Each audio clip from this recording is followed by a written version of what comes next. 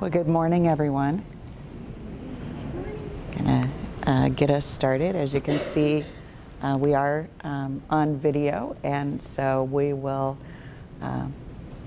occasionally maybe repeat your questions so that we're sure that those are heard. But thank you so much for your early morning wake-up call to attend this session. We're really excited to present some relatively new research that we're involved in at the University of Washington, and we should have a good amount of time to share with you kind of how we're thinking about this work and what we're learning and where we're headed. I'm Debra Bragg. I am the Director of Community College Research Initiatives at the University of Washington, Seattle. And my co-presenter is Dr. Wetzstein, who is a research scientist at our center. I also want to recognize Theresa, Ling, who was very much a part of helping us prepare this presentation and is also a research scientist in our group. And I also want to give just a shout out to Jason Taylor, Dr. Jason Taylor, who is assistant professor at the University of Utah and was part of the research that provided the groundwork for this study to continue. So I think he's here to learn about it because we're now engaged in a little bit different work, but this all started through a collaboration or a partnership, which seems like a really important thing to mention. We're gonna talk about this idea of transfer partnerships, and I'm gonna lay a little bit of groundwork, and then Leah's going to share with you what we've learned in our research in one state, but we'll tell you a little bit more bigger picture about this. Let's just start with this idea of transfer partnerships and what distinguishes our work.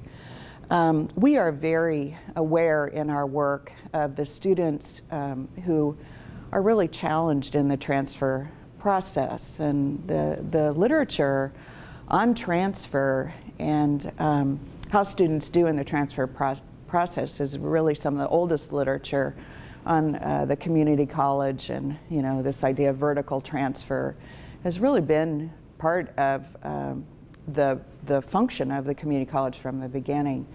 And we also know that particularly students of color, low-income, first-generation students are the students who tend to struggle the most in the transfer process. This is well documented in our literature, and just really, I think, a call to arms to the field to figure out what's going on and to try to do something about it. And that's really at the heart that drove our interest in doing this study of partnerships. We do know what some of those barriers are, as we indicate here. So we're being very intentional about selecting the institutions that are part of our study and really thinking deeply about what's going on in those institutions and in the partnerships and what we really are calling pairs of institutions, because when we start to do our research, we don't really know if that pair is a partnership. And I'll explain what we mean by that. So let us start. We are deliberately using an equity frame to do this research.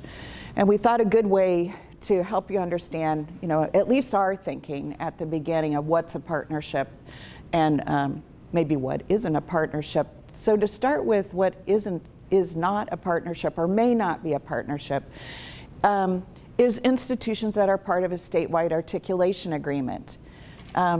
Those agreements are very important, but they may not actually lead institutions to partner, as you know.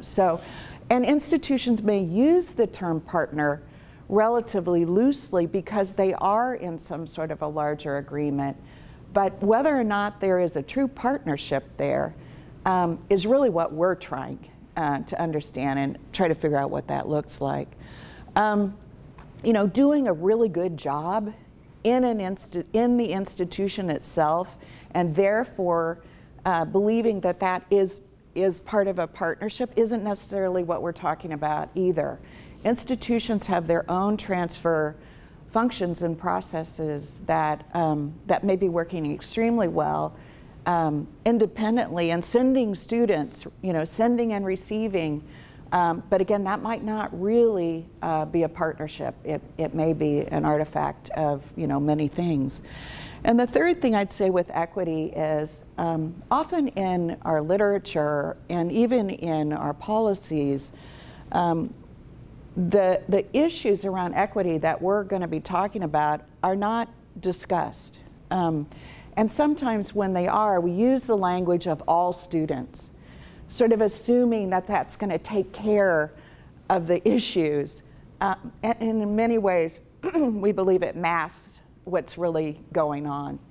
So it's sort of a politically correct way to recognize that all students aren't reaching those outcomes that we hope they will, but it sometimes it's language that gets in the way. So we don't use all students to describe what these partnerships are about. We use language that more clearly and directly identifies the students who are advantaged and disadvantaged by transfer processes.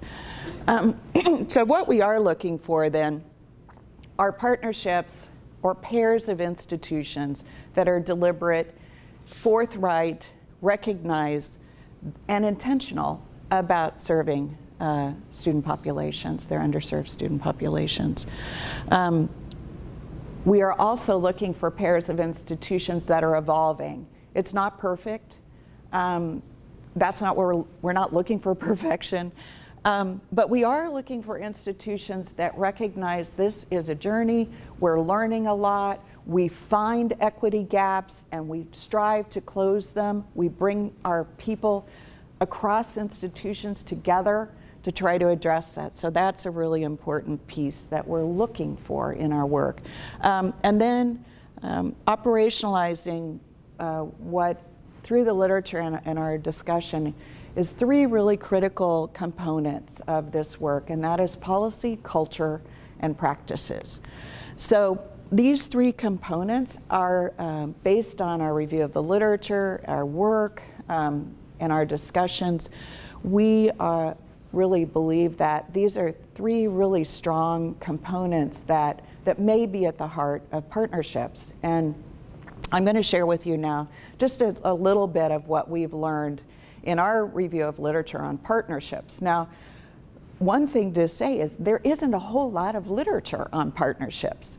Again, we kind of throw partner around, transfer partner, but when we went to the literature to really look at, dedicated studies that define partnership and what does that mean, there isn't more than 10 or 12 in the literature. So it's a concept that is there but not formalized, at least in the research. But we did, we have learned some things, and there's a lot here. I'm definitely not going to read this to you, but I will say there's a lot of areas that policy and having strong policies that cross those pairs of institutions and are intentional. There are a lot of ways policy can, according to the literature, either theory or empirical work, can improve the relationship and possibly student outcomes. So some of those have to do with financing, budgeting,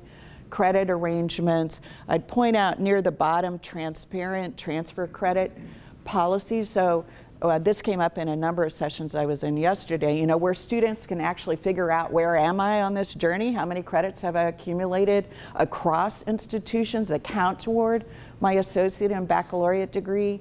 A policy around that is really important, but relatively rare. And remember, we're not just talking one institution, we're talking about coordinated policies across.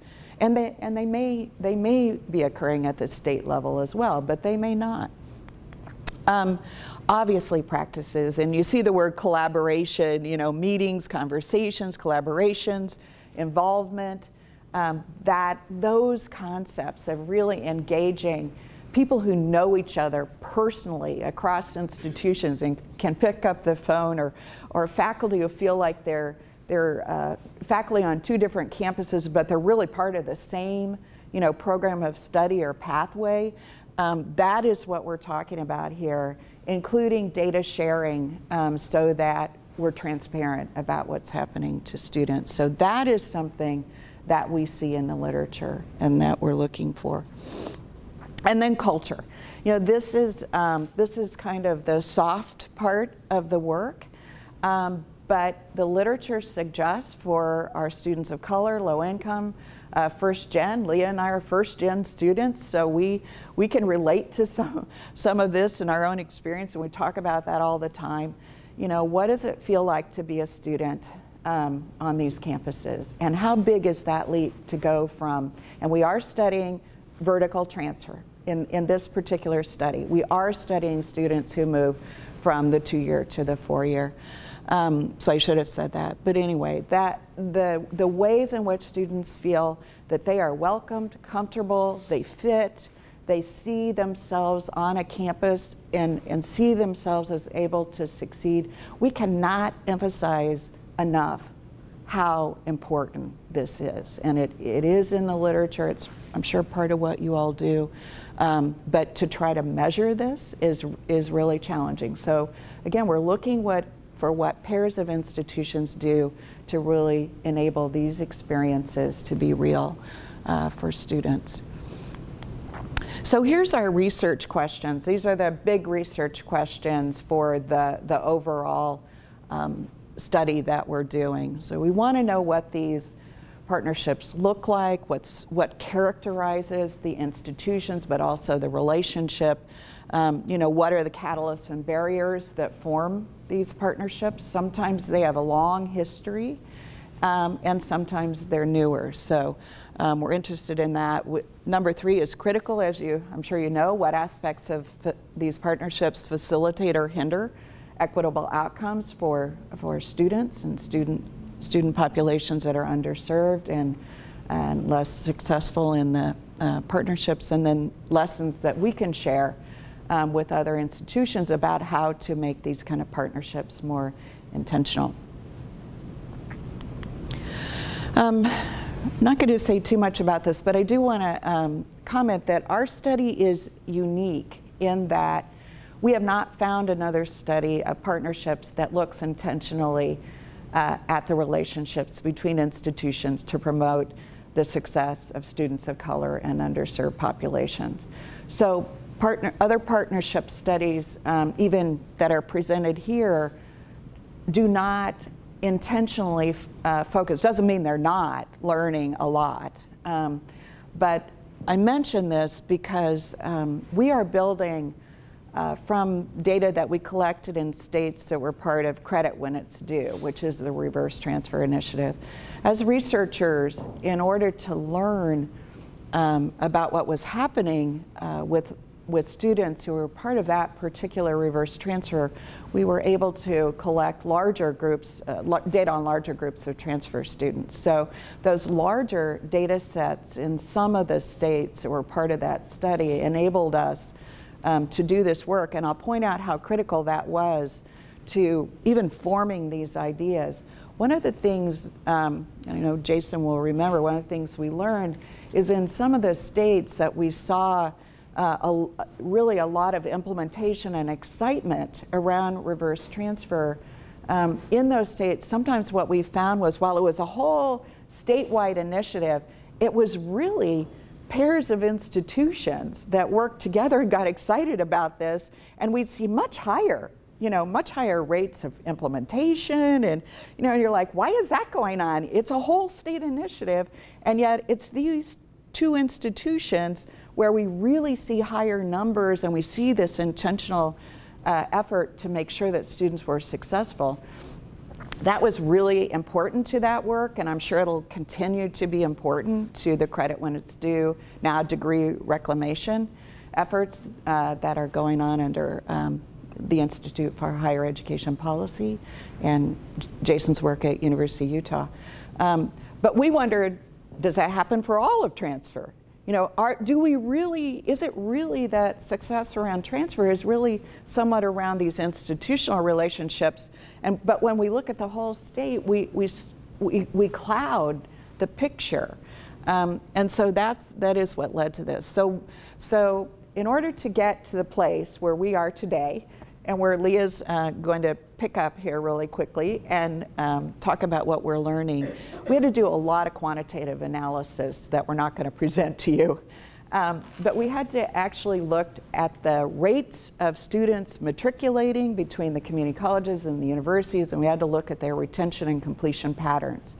So we did that work. We looked at that for all students, but we looked at those rates specifically for students of color and students who are receiving Pell. So what we were able to see is these completion and retention rates across a whole state and all of those pairs of institutions. So you can imagine how complicated that was. It's that work then that led us to identify the pairs of institutions that had the highest, really, retention and completion rates. So the schools we're going to are the schools that already, they do stand out. They're, not just hoping that students will do well, we can see the data. And we know that students at those institutions are doing better than some other institutions. Now, one thing I do want to point out, this data also confirms that we have a problem.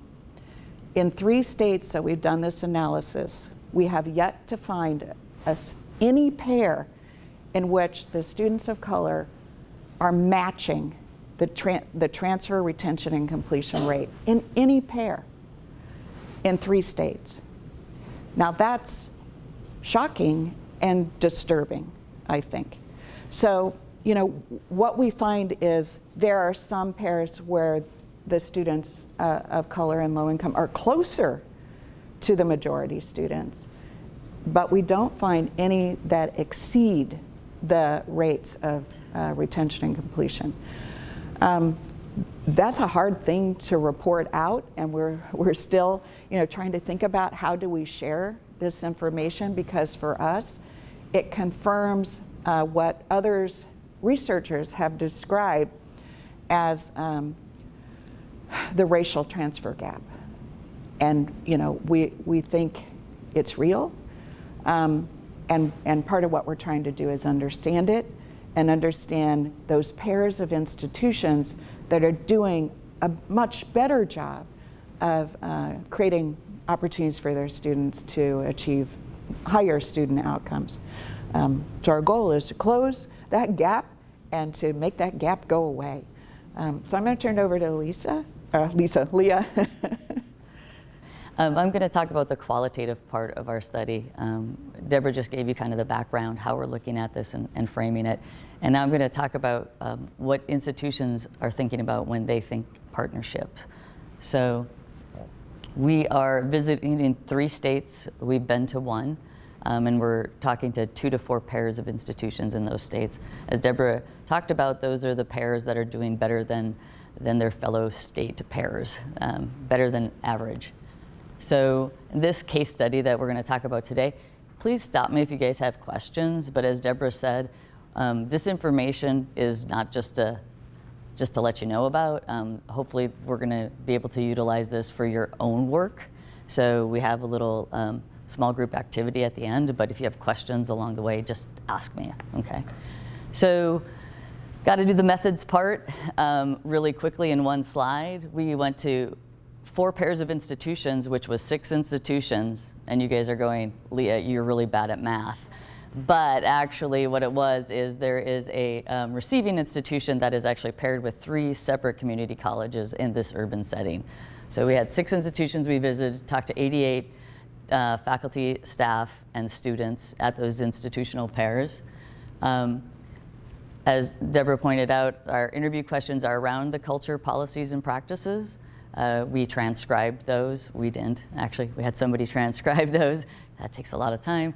And we've been coding them and analyzing them and looking for themes. So the themes are what you're going to hear about, what's come out of our work so far. And the reason to go to 3 different states is, as you guys all know, policy definitely is impactful, and each state brings its own context. So we're trying to see how that is an interplay to what is happening. So these are some preliminary results on the factors important to underserved students. On the left are the themes, on the right are the quotes. I am a person, as Deb said, because we're kind of equity focused, student voice is a huge part of what we want to be heard. So these are just some quotes on what's important to the students, themes that we came out, and just some quotes so you can hear the students' voices in these themes. So geography and mobility, that's probably not surprising. Place-boundness is a topic and something that's been talked about and thought about, but what that actually means, I think we really don't understand. Traditional academics think about, well, you know, they'll look at schools nearby, and nearby to them might be 50 or 100 miles. But for some people, 50 miles is not an option. And it depends on where you are and what setting. So, you know, you have family, you have a job, that's hard for the mobility cost, as you guys know. Don't need to give you statistics. The cost of higher ed is going up, and it's becoming less and less affordable for many students. So this going to community college and to start your bachelor's degree is kind of the only option for many students. And then scheduling. A lot of these students are working full-time, if not part-time, if not some both, full-time and part-time, and going to school, and there's the family. So scheduling and having schedules adapting to that are important. Efficient, easy, and clear pathways. Actually, what this quote is from a student who, one of the pairs has a dual admission program. And so this student is saying how just experiencing dual admission, knowing that once they got admitted at the community college, they were admitted into the 4-year, that made it feel more doable. Sense of belonging. This is going to the culture part that Debra was talking about. So the feeling like you belong at both institutions is critically important. Here's one of the students discussing how they felt as a first-gen student, how they felt they understood her needs and what she needed to do. I have another sense of belonging quote because, of course, I think it's really important. So like Debra was talking about, we're talking about the transfer process, but you don't get to transfer if you don't feel like you fit. It's hard to finish at an institution where you don't feel like you fit. So, and it's hard to finish after you transfer if you don't feel like you fit. So we're thinking about this in kind of the big picture, the holistic ecosystem approach of the students' transfer. So this is what students are finding important to them. What does partnerships mean to these institutions? So we're asking them about, do you feel this is a partnership? What is your motivation for these interactions and the things you're doing? You'll see in a slide coming up, they have a variety of different ways that they're working together. And depending on who you ask, they'll tell you that it's a partnership or not. It kind of really depends on the pair. But one of the themes we got out of this is the motivation for many of what the things that these pairs are doing, these partners are doing, is they want to help bachelor completion of their students. That's what they're doing. And there is a system focus in that state. There's a state focus to try to provide students, all students, the opportunity to finish a bachelor's degree. So this is from a person at a 2-year institution, and basically saying, if you read the quote, and tell me if I'm going too fast for like reading the quotes, because yeah, I don't like to read quotes to people either, as like Debra. But if you notice what the focus is here, this person is talking about our students. We want to give our students an opportunity, and what they did for that opportunity is provide the bachelor's completion on their campus. So our students need to have an opportunity to do a bachelor's, and by the way, their institution is less than 50 miles away, but for their students, the nearest 4-year university is less than 50 miles away, but for their students, they know that that's not really an option. So facilitating bachelor completion, systems and institutional focus on that. Some other reasons or motivations behind partnering up. One of the faculty, and what we'll talk about or what we'll see is at the departmental level, a lot of these partnerships start.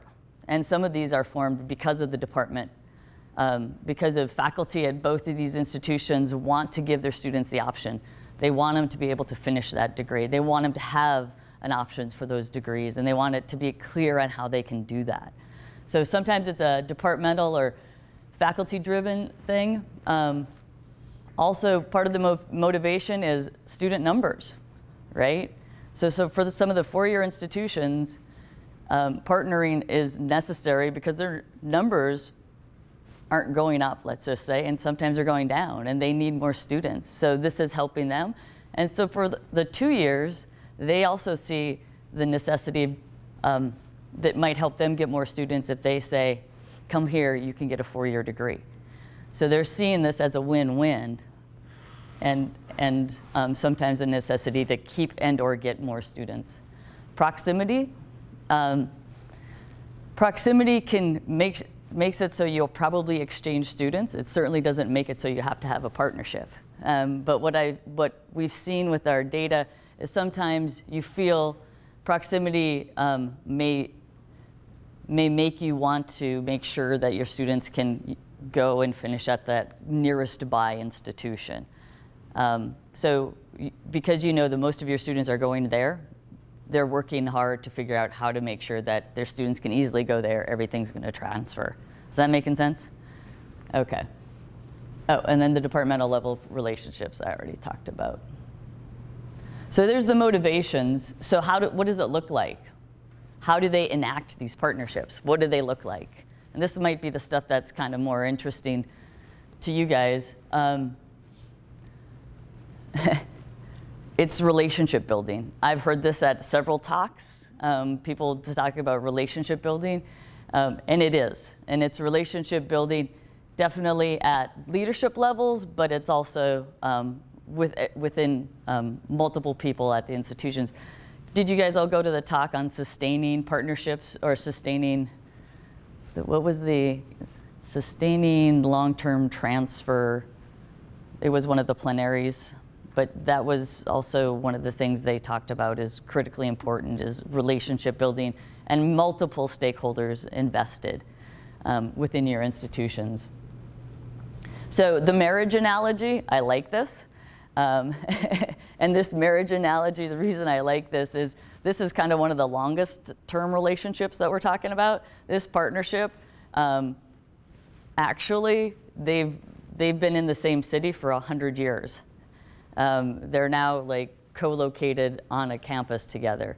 But 100 years is a long relationship, so guess what? You have good times and bad times. You have, you know, especially with change of leadership, you have the neglect of the relationship, and then maybe I'm going to go look for another partner, and then you got jealousy. I mean, there could be a whole little, you know, soap opera on kind of how relationship dynamics change over time. So in that sense of it's a marriage goes also to that equitable part, the next one, equal power dynamics. And this is a hard part. I'm going to ask who's from 2 years and 4 years later, but you know, how is the power dynamics when you come into these conversations? You know, is it equal? Is it on equal footing? Or is it who's doing what for whom kind of thing? And actually the person who answered this question is, I think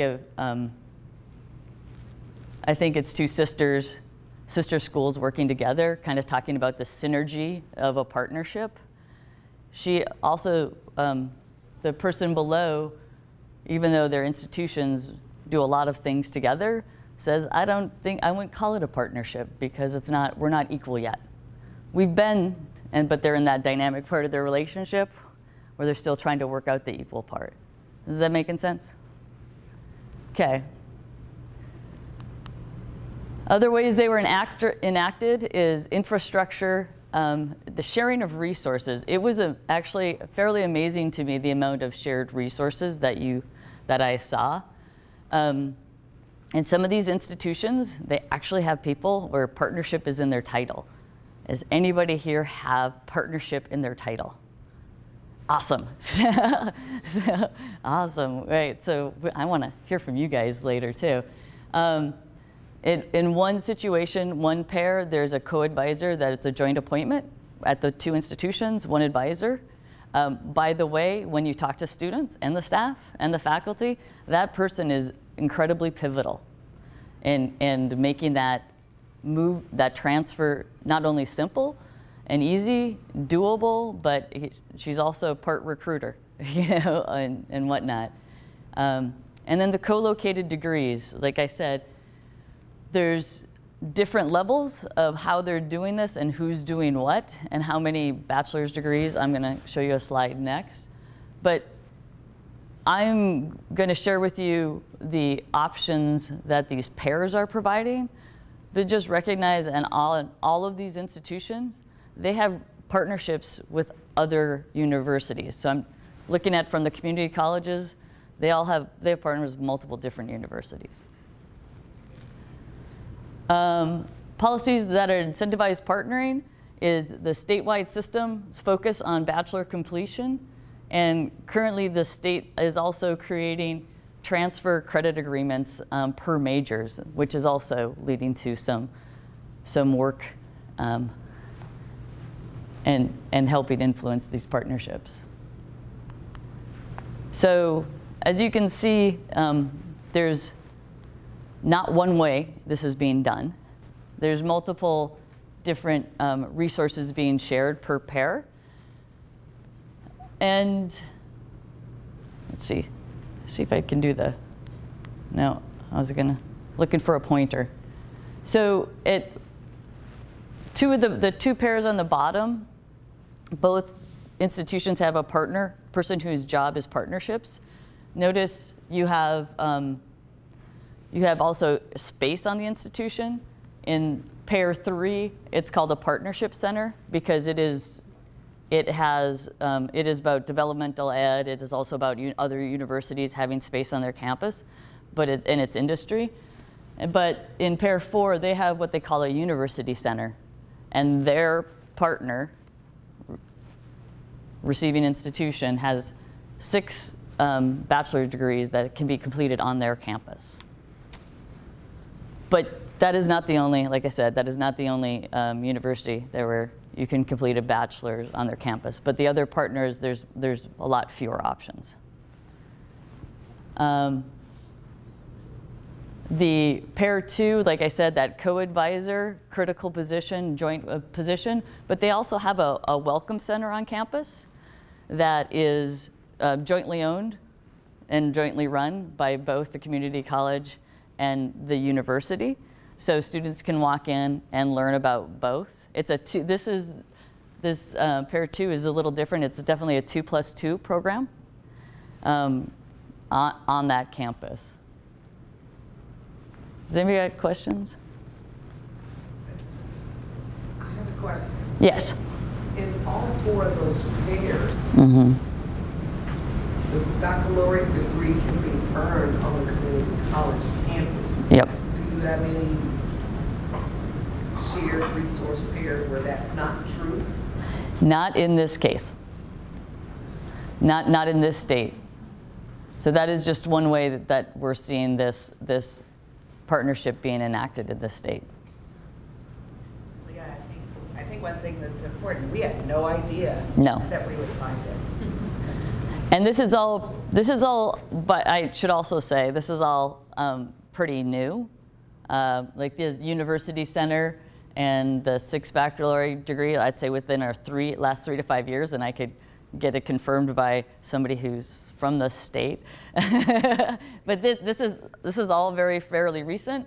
Except for the pair 2 is a little older model, or they've been doing this for a little longer time. All of these pairs of institutions from the same state? Yes. Yes. The state is. Well, the only reason we're not saying right now is because we actually haven't even shared its preliminary results. We haven't shared it with the state. So we want to share it with the institutions before we share it with you. Is that? Yep. Yeah. Yes, sir. What are the baccalaureate programs? Are they similar? What areas are they? Well, the ones that I'm putting up here are bachelor's degrees that are not technical degrees. And so I was actually going to write the list of what were the different degrees per institution, but I don't have that off the top of my head.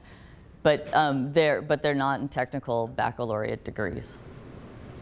Is this state mandated that these baccalaureate degrees be offered at the community college? I would say it is not mandated, no. But that influence of the state system wanting to provide that baccalaureate opportunity to more students is it definitely influencing.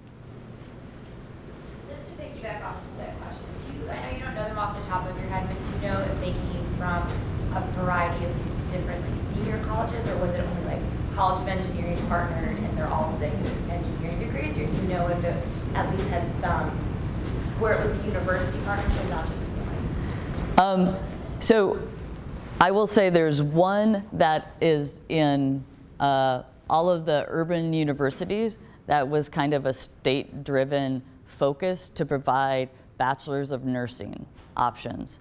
So that basically is multiple, and you're just seeing 3, but they actually, one university is paired with 11 institutions, I believe, to allow that on campus. So that's one in all of those 3 pairs. But then the others are often the degrees that are departmental driven are often, kind of small program. They do happen. I'm not exactly sure if that's the ones here or if that's other institutions. Does that make sense? But they talked about how some, like there's this one faculty, who's from this university, who does basically the advising, the teaching and whatnot, and that is allowed for that degree program on their campus. But those, yeah. All right. So, what are some of the barriers we hear about to partnership? As you guys heard, or you probably heard or talked about or experienced, like the idea of you have to have administrative buy-in to have partnership. You guys know the average president lasts about 5 years, and then there's, turnover beyond that. One of the questions in a session I was at yesterday, somebody was asking, well, how do we do when you have advisor turnover, right? So you have advisor turnover, how do you make change, keep change going, and things like that? If you need your president to have buy-in and then your president is gone, what happens? And one of the discussions, or one of the interviewees talked about, how a lot of these partnerships used to be kind of the gentleman's handshakes, and then that gentleman president go away, and then now who's keeping it going and what does it look like? So that's one barrier people discussed. The sharing of resources, that being co-located and offering a bachelor's degree on campus, that requires a whole lot of details to figure out. And those details are, now that you're done with our degree and you're still on our campus, can you use our library? And if so, how do you charge you? And, and if you need to see a counselor, and then who's paying for that? And all of those details are not easy to figure out. And there's been a variety, I heard a lot of different ways that has been problematic. Departmental histories. Departments, like I said, can create partnerships, but histories, faculty don't turn over. The full-time faculty don't turn over as much as staff. And sometimes there's a history that your institution didn't play well with my institution, and that institutional memory from the faculty can prevent them wanting to work with that institution. Resources stretched thin. Okay, now there's me stating the obvious, right? On both campuses, but that one receiving institution that was paired with the 3, that means they're sending faculty to 3 institutions, and that's not all the ones it's paired with, to for people to be able to complete their bachelor's there. So how do you get more faculty? And what if your pair is, 50, 60 miles away from the community college, and how do you get the faculty and things like that? But beyond the resources stretched thin, there's some institution where, again, there's people whose job is partnerships, but then there's others where that's just another thing that you're doing, right? That is not your job. And prioritizing schools within state systems, some partnerships were created with institutions that are nearby, which happen not to be in the state, and then that is problematic as it's not the priority of the state. And then data, what is the data on how your students are doing once they leave, how they're doing when they move to the partnership, how your students are doing within your own institution. Data seem to be somewhat of a potential barrier. Okay, so this is kind of my last bit of data, and then I want to talk to you guys and see how this is applicable to your reality. Oh, by the way, these are pseudonyms, and I'm really bad at pseudonyms. So if they're in bold print, just that is what I have for you.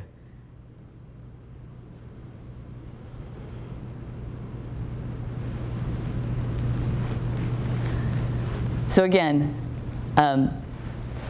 this is what the student found important about the experience. This is the shared advisor is, again, the co-located degree on campus. Okay, let's see what time. All right, I talked about motivations, barriers, partnerships, how they were enacted and how they impacted the students. I want to hear from you guys. We're a small group, but I'm going to try this anyway. Have you guys done Poll Everywhere? So right now, we have more four-year institution people here than two-year institution. That's good to see, because partners, we need both. and as somebody's argued earlier, a lot of times when we talk about transfer, we're putting a lot of the onus on the community college and not as much on the four-year institution for transfer and completion. Awesome. Well, we're almost there because there's only about 15 of us in there. So we got more four-year institution people than two-year. I'm going to change the slide, and you got to vote on something next. We're going to move to this one. This is, I think, the more important one. Where are you guys right now with partnerships? You have a bunch of partnerships with other institutions, with multiple institutions. You're hoping to start thinking about partnerships, or you don't have any. So 1, 2, 3, or 4. Okay.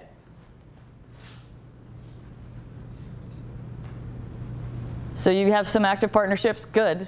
There's a couple people who have the partner in their name, so I'm assuming those are the ones. Multiple institutions. So we don't have any that are currently without. Okay, that's good to know. All right, here's the one that I'm excited about. It's a word cloud. And this is for me to understand, because you guys have a whole different perspective than this case study. So what's the foundational word? What word is foundational for a partnership to happen and be successful? I said one word, but there's a small number of us, so you got up to 5 words, but you got to do one at a time. 1 text, 2 texts. You're getting up to 5 words, but do your top 3 words or 5 words as what is foundational to make a partnership successful. This is helpful for me to understand others' perspectives. Yo, 1 word at a time. Start with your top one. And if there is only 1 word, you could do it 5 times. So, it's a word cloud going to come up. So we got to, oh, well, there you go. Relationships, and collaboration, communication, trust, resources, faculty, leadership, money. Yes, all things. Awesome. I'm going to leave this up. If you guys want to keep adding, if you're done, you're done. That's great. Does collaboration sit at the center of it for most folks? Okay. So now, like I said, this is a case study, but what does this mean to you? I gotta leave, and once I leave, you can't add anymore. So now or never, you're last of your word cloud. Yeah. Yeah, isn't it? I mean, it's a great way to get input. Imagine if this room was full, and how different that would be. All right. So we've only got a few minutes. Actually, literally, what do we have? 2 minutes? Here's what I wanted to do. Well, we can do this first part of this activity. Think about the information that you just learned about and how it might apply to your transfer work at your institution. Specifically, could you leverage your position to facilitate partnership, or how could you see partnerships helping your students? I was going to do this as a reflective moment, spending 4 minutes by yourself reflecting.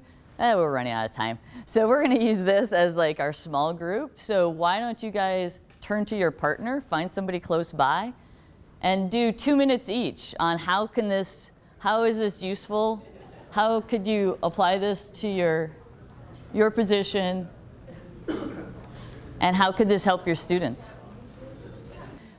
Thank you, guys.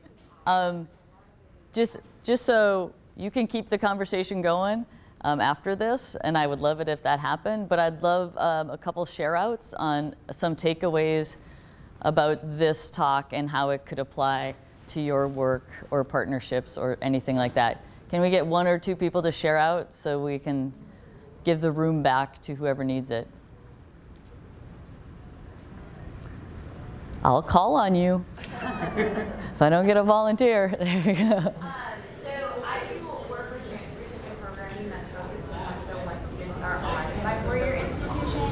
So for me, this is helpful for a lot of takeaways of folks on campus that I can partner with in order to gain that perspective at the 2-year school I know that we currently work with. So even though I don't think I can just take this model and go by myself and implement it, it was really exciting to see the kind of things that are in practice at other schools, to at least bring those fresh ideas in to get the conversation started. Great. That's perfect. Anybody got anything else to add? Because it looks like somebody needs to come in. All right, one more thing. We have, boop, boop, boop.